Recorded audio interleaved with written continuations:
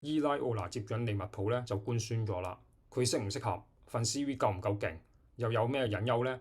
之前段片咧就講過啦。By the way， 反應非常之好喎，多謝大家支持先。咁呢條片咧我就想轉深入少少，講下伊拉奧拿去利物浦咧，其實係要做一個重建工程嘅。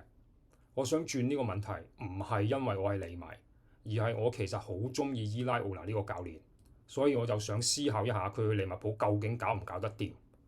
如果呢個非利迷有咩講錯，或者講嘅嘢有咩唔合理呢？大家記得去 comment 話翻俾我知。首先有樣嘢我一定要講，就係伊拉奧拿依家接手呢，其實個難度可能仲高過2年前史諾接手嘅時候。史諾接手嘅時候呢，仲可以食住高普水尾，而且好明顯係食得到嘅。第一季嚟到呢，就拎咗英超冠軍。第二季當沙拿同埋雲迪克跌晒鑊，阿洛去咗皇馬，祖達又不幸過身，戴亞斯又走埋呢，然後球隊用咗超過4億買一堆新球員，史諾又想實行翻自己嗰套踢法嘅時候呢，咁就賴晒嘢啦。嗱，依家沙拿走，羅拔臣走，干拿迪呢有好大機會去皇馬，咁個情況係點啊？就係利物浦上年買完一大堆人之後，都未完全融入晒個球隊啊！依家又多幾個窿話要補，咁係咪個重建工程更加艱難先？基本上係前中後啊都要搞啊！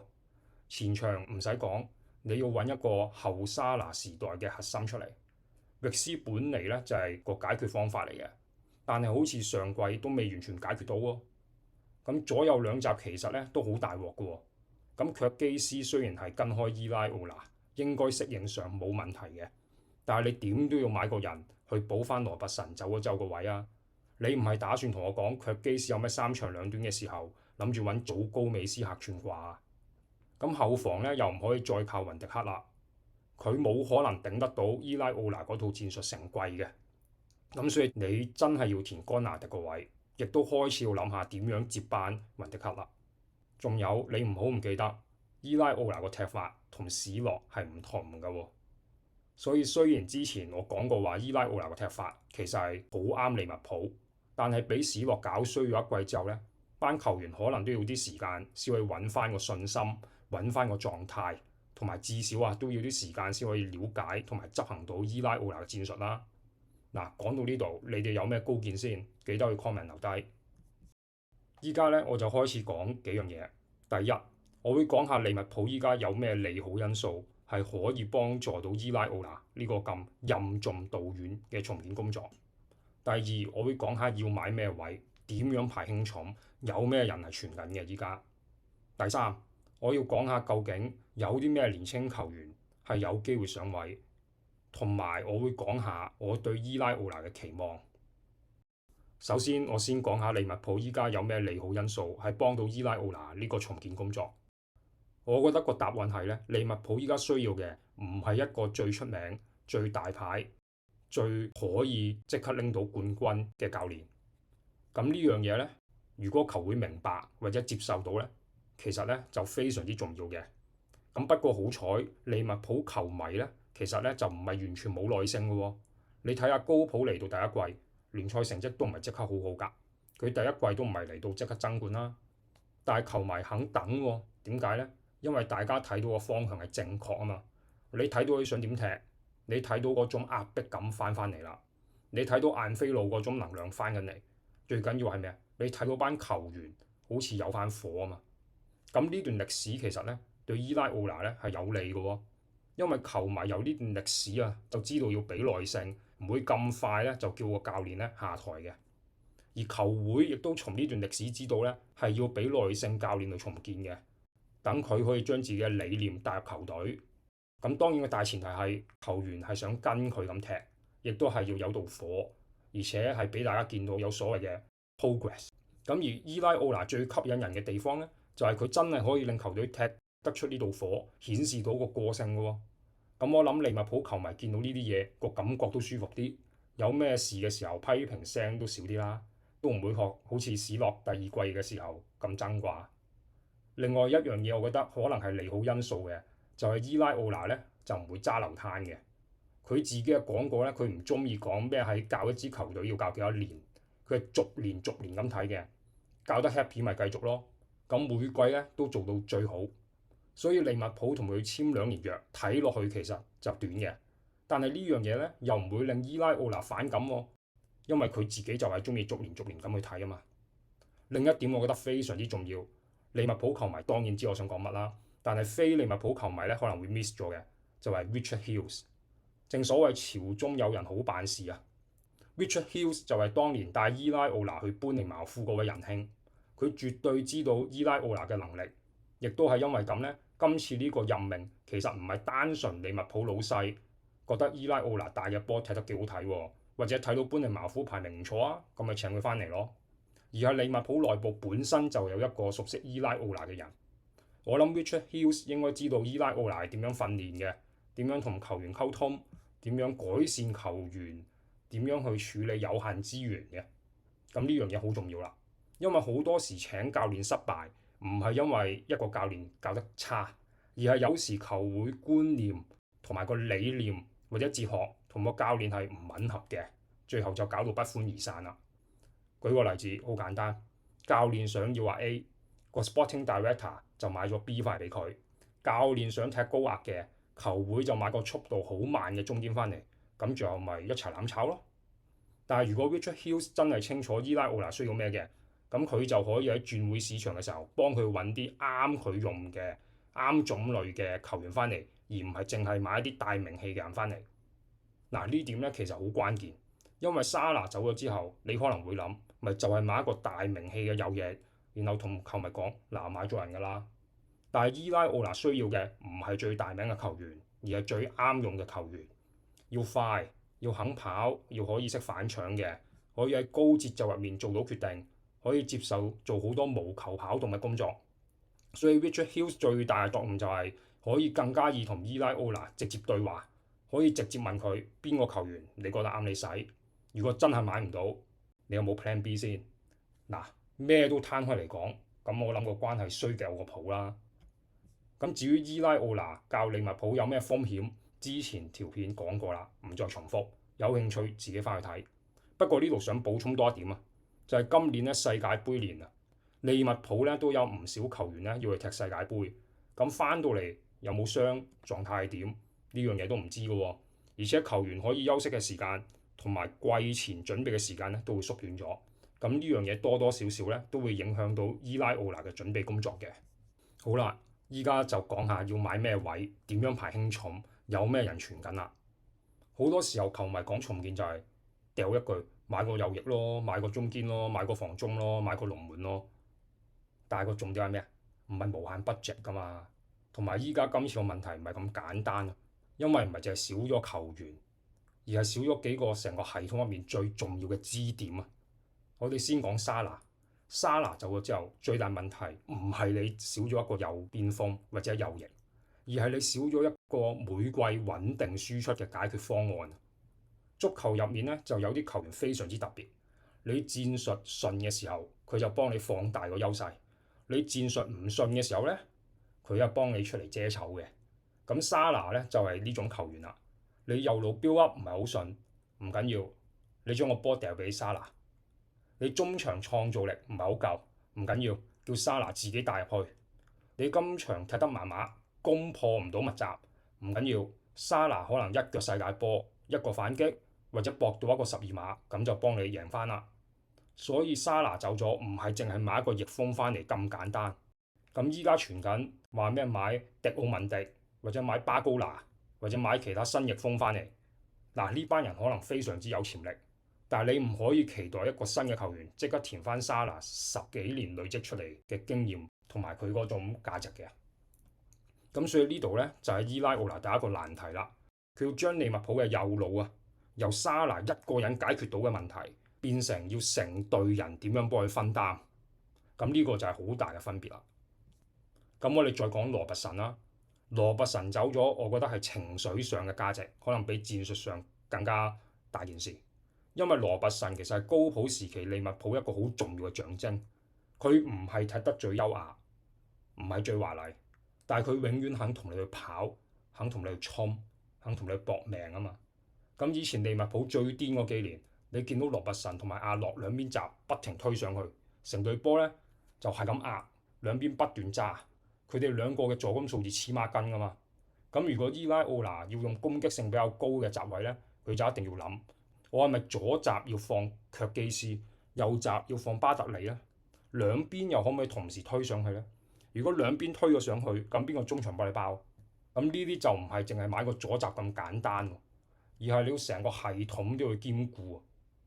咁最後我哋講埋干拿迪，我覺得干拿迪走咧，其實可能係咧最危險嘅。因為伊拉奧拿嘅戰術咧係要求中堅一定要有速度，要有身體，同埋要咁咧去防守大片空位嘅。咁干拿迪正正就係呢一類。佢雖然未必永遠都好穩定，有時仲會派下膠，而且傷患都幾勁，但係佢擁有嘅條件咧，依家唔係咁易揾到啊。而且唔好唔記得，佢冇能力嘅話，皇馬都唔會想掘佢啦。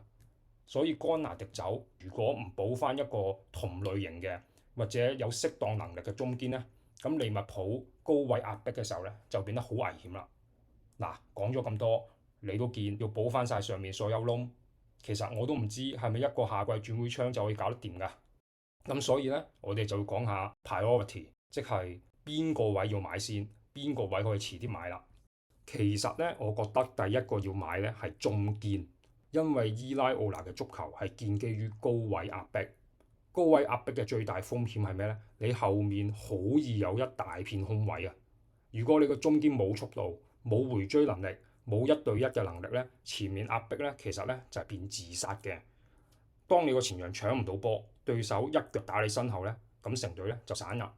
咁高拿迪走咗之後咧，理論上仲有雲迪克，但係雲迪克已經冇啦。同埋唔好唔記得，我哋有兩個中堅嘅喎。咁另外嗰個咧，咁你可以話尼安尼咯，仲有冬季使咗6000萬鎊喺雷恩買入咗個法國仔。咁但係我唔會覺得佢兩個即時補到干拿迪個位咯。所以利物浦其實都係要買個中堅快補。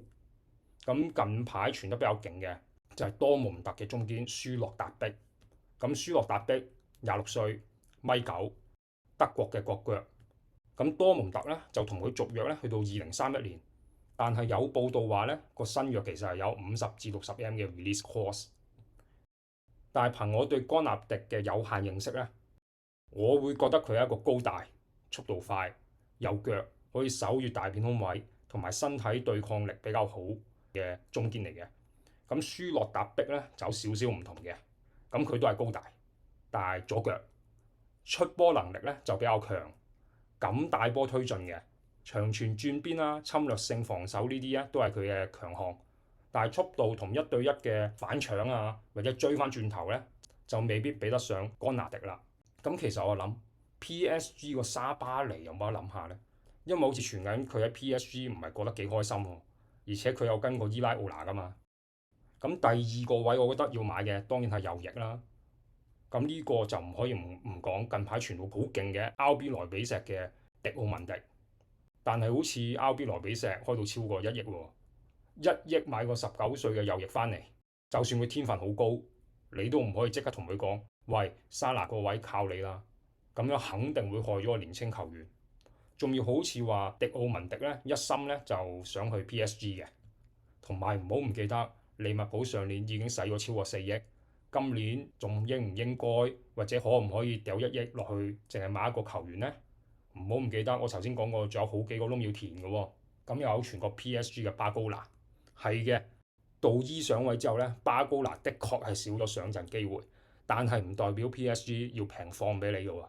仲要巴高拿其實喺法甲上陣機會都唔少，你絕對唔可以將佢當成邊緣球員咁去睇嘅。迪奧文迪同巴高拿係快，但係佢哋箍住個波嘅能力咧，係咪真係咁高先？伊拉奧拿咧就係比較中意快得嚟，都仲箍到波嘅球員嘅。咁不如考慮下搬茅嘅賴恩啦，又踢開搬茅，上季表現又唔差，我諗伊拉奧拿想叫佢過檔有得傾下啩。咁第三個要補嘅位咧，我就會數到去閘位啦。咁伊拉奧拿嘅足球咧，其實閘位都好重要嘅喎。我哋唔好講左閘，其實右閘更加大鑊。咁的確巴特利有體能、有速度、有鬥志，理論上係好啱伊拉奧拿嘅。但係個問題係佢1月傷咗之後，仲未出得翻，仲有個膝頭大傷喎。佢好翻出嚟之後係點，都係未知數喎。嗱，咁伊拉奧拿嘅閘位咧要推上去，要參與壓迫，仲要幫手製造 overload，甚至有時要成為進攻嘅觸發點嚟嘅喎，不停走上走落。咁巴特利大傷員出翻嚟，頂唔頂得順先？嗱，咁費林邦咧就大大隻、快嘅，而且咧幾有壓上去嘅慾望，但係好似上季嚟到都踢唔出身價。咁同埋都係個問題啊，佢都係傷患馬嚟嘅，所以利物浦咧係極之需要買多一個右閘，或者至少咧係要買多一個又可以踢右閘又可以踢中堅嘅多功能球員。嗱，你唔好再同我講用蘇布斯禮踢右閘啊，我會極之失望。去到最後咧，我先覺得係要買中場，因為利物浦依家其實有麥亞里士打、蘇布斯禮同埋加雲貝治呢啲球員，係嘅。麥亞里士打跌窩跌到 PK， 但係三個人加埋勉強夠做啦，仲有宗師呢啲咧，咁所以咧我會真係排中場係比較後嘅。不過伊拉奧拿嘅中場其實要求咧特別嘅喎，佢唔止淨係要識傳波，仲要識壓迫、識補位、識判斷幾時衝出去、幾時留低，仲要識喺 turnover 嘅時候咧第一時間向前，同埋咧又要夠自律喎，唔可以成隊一齊衝嘅時候咧就失晒形、冇晒節奏。咁依家就係傳緊利物浦咧想買水晶宮嘅亞當和頓，合理嘅，因為亞當和頓嘅控球、傳送同埋閱讀比賽能力咧都係高嘅。咁但係咧又有報道話，如果買唔到咧，就會想轉去亞歷斯史葛。咁不過我諗呢兩位仁兄都好多人爭。好啦，聽到呢一度多謝你先，因為我自己覺得個問題都好頭痛啊。但係頭痛個重建有幾難做，我哋都要講下期望嘅。我覺得伊拉奧拿第一季咧唔係即刻贏英超，史諾做到，因為佢食到高普水尾，同埋沙拿同雲迪克喺當季咧食咗春藥咁勁。咁所以咧，我覺得伊拉奧拿咧其實應該要做到以下三樣嘢。第一，個球隊要顯示到有個性，要 show 到係踢緊咩波，而且係 show 到有 progress。踢法唔一定要完美，但係至少要俾我哋睇到你想點踢。講下歷史啊，學神嗰段好快失敗，點解啊？唔止因為成績啦，而且係球迷都覺得佢根本上就唔似一個利物浦嘅領隊嘅嗰種風格、嗰種氣場、嗰種所謂嘅身份感，完全唔夾啊！咁班頓和渣士一開始咧就真係要重建嘅，咁後來咧13-14球季咧仲差啲贏到英超，大家見到希望。大鑊在就係蘇亞雷斯走咗之後，個重建方向混亂啊，所以最後都失敗。咁高普咧就係另一種例子喎，佢第一季咧個聯賽成績唔係非常之好到誇張嘅喎，但係大家好快感覺到呢個人係有方向。嗱，史諾嘅情況咧更加有趣，第一季嚟到即刻拎英超，理論上佢嘅地位好穩陣啦，但係去到第二季搞乜啊？成隊波冇晒方向啦，成績跌啦。球員問題出現啦，開始同領隊或者唔信個領隊啦，咁球迷又會覺得史諾唔係好掂喎，仲直情有 slot out。咁呢堆故事話俾伊拉奧拿聽啲咩？就係喺利物浦冠軍當然重要，但係更加重要嘅係你要令到班球迷相信你係有一條清晰嘅路，有一個清晰嘅方向，係行緊一條會帶到 progress 嘅路。你唔可以淨係話喂，俾啲時間你。你會喺場上用表現證明你係值得呢啲時間，但係如果頭2-3個月又冇成績，又踢唔出風格，防守又亂嘅，前場又冇火咧，咁就會好危險啦。第二，我覺得伊拉奧拿係要令年青球員有進步，呢樣嘢就係好多人唔鋸史諾嘅地方，佢係唔會去睇青訓一眼嘅，派其他助手去睇嘅。仲要好似上網睇到話，其實佢係想差啲踢呢個尼古莫夏外借，唔係將佢融入球隊。咁伊拉奧拿最大嘅賣點係咩？就係幫到球員進步啊嘛。有咩例子？上一條片講過啦，自己去睇。所以嚟到利物浦，伊拉奧拿一定要好好咁用年青球員。第一個值得講就係尼古莫夏，天分高，又係踢翼。依家沙拿走咗，咁可唔可以俾啲機會佢啊？我唔係話尼古莫夏可以即刻頂到沙拿，我冇咁癲嘅。但係如果伊拉奧拿真係識育成，咁尼古莫夏咧呢類球員咧就應該係佢好好嘅試嘅機會啦。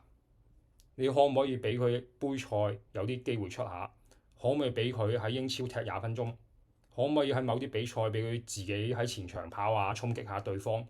咁第二個咧，我將佢譯做尼奧尼。咁呢個咧就係一個有潛力而且技術好嘅中場嚟嘅。咁伊拉奧拿嘅系統入面咧，如果個年青中場咧夠醒咧，係有機會慢慢上位嘅。但係咧呢個中場咧，亦都同時間係一個好難俾你上位嘅位置，因為踢高壓足球啊嘛，只要一失位好大鑊嘅。所以尼奧尼咧，可能一開始咧比較適合踢杯賽、歐洲賽輪換，然後先慢慢俾多啲機會佢喺英超出。仲有其實咧前鋒咧仲有幾個年青人，但係因為我唔係利迷，所以我記唔到堆名啦。淨係記得好似有一個借咗後城幾好波嘅，但係點都好啦。以上呢堆年青球員咧，就未必個個都會上到位，但係至少伊拉奧拿要俾我哋睇到佢肯試啊。第三，我覺得伊拉奧拿帶利物浦咧踢大戰唔可以太失禮，因為利物浦呢啲球會好多時候球迷嘅信心就係由所謂 big game 上面建立翻嚟嘅。你唔會期望佢每場 big game 都贏到，但係咧，如果下個賽季嘅賽程一開波就遇到強隊咧，其實個壓力會好大嘅喎。嗱，我上網 check 過啦，下季英超嘅賽程係未出嘅，但係我哋都可以預期咧，開季嘅時候一定係一個磨合期。但係個問題係利物浦唔可以俾你慢慢磨合磨到聖誕嘅喎。假設你一開季失得太多分，或者對強隊嘅時候直接失得太多分，咁你就俾曼城啊、俾阿仙奴啊，或者可能車路士啊呢啲咧拉開晒，咁好樣衰噶嘛。所以其實依家最緊要咩啊？就係快啲搞清楚買人個 priority 啊，而且唔可以淨係買一大堆人翻嚟，但係冇重點，亦都更加唔可以拖到 deadline 咧先補個中堅翻嚟。如果真係大吉利是講開季一段時間贏唔到波，踢啲波好樣衰，而且可能大戰輸鋪金嘅，咁啊球隊啲球員開始冇信心，唔再信伊拉奧拿，唔再跑，唔再一齊逼咧，咁我覺得伊拉奧拿咧就真係 GG 啦。好啦，講咗咁耐，咁我會點樣定義伊拉奧拿第一季喺利物浦係算成功呢？我覺得可以分3個層次。最低要求前4，或者係明顯爭緊前4，而且球隊要有清晰嘅風格，條防線唔會因為佢嘅踢法而好易咧就冧檔嘅，而且買翻嚟嘅新兵要融入到。中等嘅成功，我會咁定義，穩定地咁拎到前4，大戰有競爭力，可以令1-2個年青球員有機會，而且可能爆到出嚟嘅。咁點樣為之最成功？唔使講，第一季拎到冠軍。但係作為亞迷，我唔希望見到咯。總結係咩呢？就係我覺得伊拉奧拿去利物浦咧係任重道遠啊。所以咧下一季我除咗會睇阿仙奴，我仲會睇埋利物浦，而且我會覺得伊拉奧拿係應該可以帶到利物浦成功嘅。咁就大家拭目以待啦。咁如果大家中意呢一類足球分析嘅，咁啊記得 like、subscribe 同埋 comment 啦。我之後會做多啲呢一類嘅足球分析，亦都會講多啲足球故事、足球冷知識、足球與科學嘅。咁希望大家繼續支持啦。